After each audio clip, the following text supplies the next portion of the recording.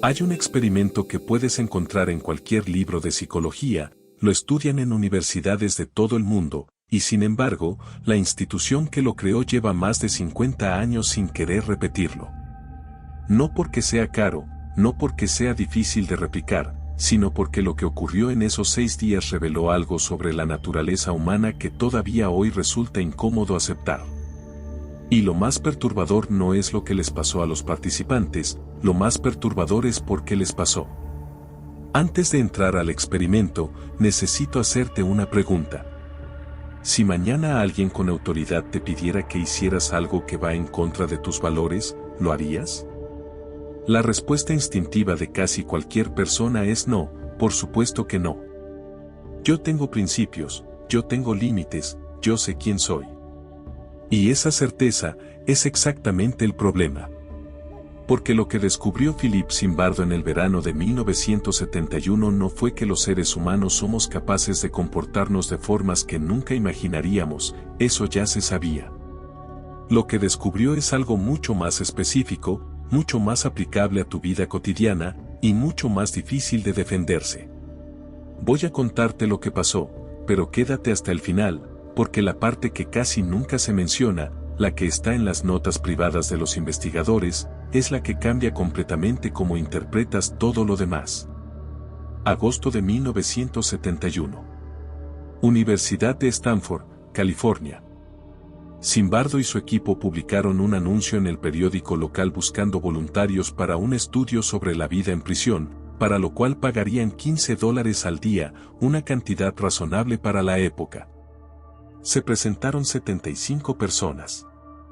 Los investigadores eligieron a las 24 consideradas psicológicamente más estables, sin historial de violencia, sin problemas de salud mental, estudiantes universitarios normales. Los dividieron en 2 grupos al azar, una moneda al aire decidió quién sería guardia y quién sería prisionero. Eso es importante, al azar, no había nada intrínsecamente diferente entre un grupo y el otro, eran las mismas personas con distinto uniforme. Los guardias recibieron un uniforme caqui, gafas de espejo y una porra de madera, no se les dio ninguna instrucción específica sobre cómo tratar a los prisioneros. Solo se les dijo una cosa, mantener el orden. Los prisioneros fueron arrestados en sus casas por policías reales de Palo Alto, sin previo aviso, como parte del protocolo del experimento, fueron esposados, vendados, procesados y llevados al sótano del edificio de psicología de Stanford, que había sido reconvertido en una prisión funcional. Celdas de 2 por 3 metros, números en lugar de nombres, uniformes de tela que terminaban por encima de la rodilla, diseñados específicamente para crear sensación de vulnerabilidad. El experimento estaba planificado para 2 semanas, y no llegó a la primera. Ahora bien, lo que acabas de escuchar es la versión que aparece en Wikipedia, en los libros de texto, y en los documentales de divulgación. Pero hay 3 cosas sobre este experimento que rara vez se mencionan. La primera convierte todo lo anterior en algo mucho más inquietante. La segunda tiene implicaciones directas sobre decisiones que probablemente tomaste esta semana. Y la tercera, es la razón por la que Zimbardo tardó décadas en hablar de ella abiertamente. Vamos con la primera. El primer día fue relativamente tranquilo, los guardias estaban incómodos con sus roles, los prisioneros tomaban el experimento como algo temporal, casi como un juego. El segundo día todo cambió. Los prisioneros intentaron una rebelión espontánea, bloquearon las puertas de las celdas desde adentro y se negaron a seguir instrucciones. Los guardias respondieron con mangueras de agua fría, pero lo que desconcertó a los investigadores no fue la rebelión, fue la respuesta de los guardias que no estaban de turno en ese momento. Cuando se enteraron de lo ocurrido, regresaron voluntariamente, sin que nadie se los pidiera, sin paga adicional, porque sentían que su autoridad había sido desafiada. En menos de 48 horas, personas que habían sido asignadas al azar a un rol, habían internalizado ese rol como parte de su identidad. Los psicólogos tienen un nombre para esto, desinhibición progresiva por rol. No es que las personas se vuelvan malvadas de repente, es que el contexto les otorga un permiso gradual que va expandiendo los límites de lo aceptable. Funciona así. Primero, el rol proporciona una justificación externa. No soy yo quien decide esto, es mi posición. Segundo, el grupo normaliza el comportamiento. Si todos los guardias tratan a los prisioneros de cierta forma, esa forma se convierte en el estándar. Tercero, y este es el paso que más cuesta aceptar, la persona empieza a disfrutar del poder, no todos, pero más de los que se esperaba.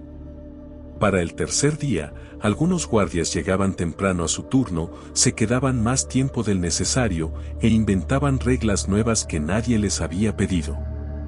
Y aquí está la parte que más perturbó a los investigadores en tiempo real. Los prisioneros que intentaban abandonar el experimento eran presionados emocionalmente por otros prisioneros para que se quedaran. Las propias víctimas del sistema habían empezado a defenderlo. Hasta aquí, esto parece un experimento sobre situaciones extremas, sobre prisiones, sobre poder institucional, algo que les pasa a otras personas en otras circunstancias. Excepto que, en 2002, un equipo de investigadores de la BBC intentó replicar el experimento en condiciones más controladas y éticas y encontraron algo que Zimbardo no había documentado. El mismo patrón, exactamente el mismo, emergió en personas que sabían que estaban siendo observadas, que sabían que era un experimento, que tenían total libertad para irse en cualquier momento. El conocimiento del mecanismo no protegió a nadie del mecanismo. Entonces, ¿qué haces con todo esto? Porque Stanford fue una prisión experimental, pero el mecanismo que activó no necesita rejas ni uniformes para funcionar. Hay 3 entornos cotidianos donde la desinhibición progresiva por rol opera con la misma precisión y reconocerlos es la única defensa real. El primero es cualquier jerarquía con poca supervisión externa. No tiene que ser una empresa grande ni una institución, puede ser un grupo de amigos donde alguien ocupa naturalmente el rol de líder, puede ser una relación de pareja con desequilibrio de poder. O puede ser un equipo de trabajo remoto donde nadie ve lo que hace nadie. La señal de alerta no es el abuso evidente, es el lenguaje. Cuando un grupo empieza a referirse a alguien externo, un empleado, una expareja, un miembro que se fue, con términos que lo deshumanizan, aunque sea en forma de humor, el proceso ya comenzó. El segundo entorno es cualquier situación donde la responsabilidad se diluye en el grupo. Los psicólogos lo llaman difusión de responsabilidad. Cuando una acción la toma el equipo o la empresa o todo el mundo lo hace, el peso moral se distribuye hasta volverse casi imperceptible para cada individuo. Zimbardo lo documentó con claridad. Los guardias más crueles no eran los que actuaban solos, eran los que actuaban cuando otros guardias estaban mirando y no decían nada. El silencio del grupo funciona como aprobación. El tercero es el más difícil de detectar porque se siente como crecimiento personal. Cuando alguien asume un nuevo rol, un ascenso, una nueva relación, un cambio de estatus social, hay un periodo en el que construye activamente una nueva identidad alrededor de ese rol. Eso no es malo en sí mismo, el problema es cuando esa nueva identidad requiere, para mantenerse, que otros permanezcan en una posición inferior. La pregunta que vale la pena hacerse, no es ¿soy capaz de hacer lo que hicieron esos guardias? La pregunta real es, ¿en qué situaciones de mi vida actual estoy asumiendo que mi rol me da permisos que mis valores no me darían?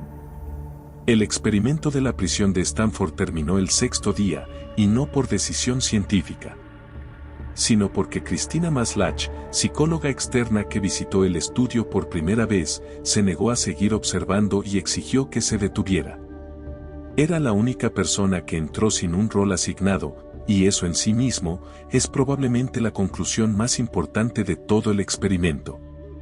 No fue la metodología lo que detuvo el deterioro, no fue la conciencia de los participantes, fue alguien que entró desde afuera, sin el peso de la narrativa que todos los demás ya habían aceptado como normal. Volviendo a la pregunta del principio. ¿Lo harías? Ahora sabes que la respuesta honesta no depende de tu carácter, depende de cuánto tiempo llevarías dentro del sistema antes de que alguien externo entre a recordarte quién eras antes de que te pusieran el uniforme. Eso es todo por este video.